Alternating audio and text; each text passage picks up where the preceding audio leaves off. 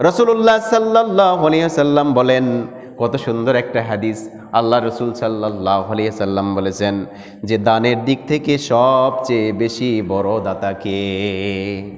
আল্লাহর নবী সাহাবাদেরকে বলছেন, এই সাহাবারা তোমরা শোনো, দানের দিক থেকে দাতা, সবচেয়ে বড় দাতা কে?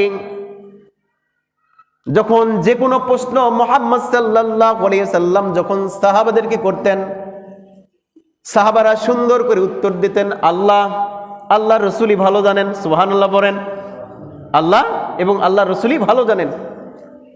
যখন রাসূলুল্লাহ সাল্লাল্লাহু আলাইহি ওয়াসাল্লাম বললেন সবচেয়ে বড় দাতা কে, তখন সাহাবারা বললেন আল্লাহ এবং আল্লাহর নবী ভালো জানেন। আল্লাহর নবী মুহাম্মদ সাল্লাল্লাহু আলাইহি ওয়াসাল্লাম বললেন, সাহাবারা তোমরা শোনো, সবচেয়ে বড় দাতা হচ্ছে মহান রব আল্লাহ। সুবহানাল্লাহ।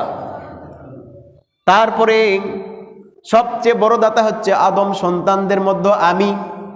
রাসূলুল্লাহ সাল্লাল্লাহু আলাইহি ওয়াসাল্লাম বললেন, আদম সন্তান যত রয়েছে দুনিয়ার বুকে, সমস্ত আদম সন্তানদের মধ্যে সর্বশ্রেষ্ঠ দাতা হচ্ছে মুহাম্মদ সাল্লাল্লাহু আলাইহি ওয়াসাল্লাম। আল্লাহ রাসূল সাল্লাল্লাহু আলাইহি ওয়াসাল্লাম শুধু তার কথা বলেই শেষ করলেন না, মুহাম্মদ সাল্লাল্লাহু আলাইহি ওয়াসাল্লাম বললেন, আমার পরে বড় দাতা সেই ব্যক্তি যে ইলম শিক্ষা করে এবং তাহা বিস্তার করে। সুবহানাল্লাহ। তলাবুল ইলমি ফারিদাতুন আলা কুল্লি মুসলিম। প্রতিটা নর এবং নারীর জন্য ইলম অন্বেষণ করা ফরজ। খায়রুকুম মান তাআল্লামাল কুরআন ওয়া আল্লামা।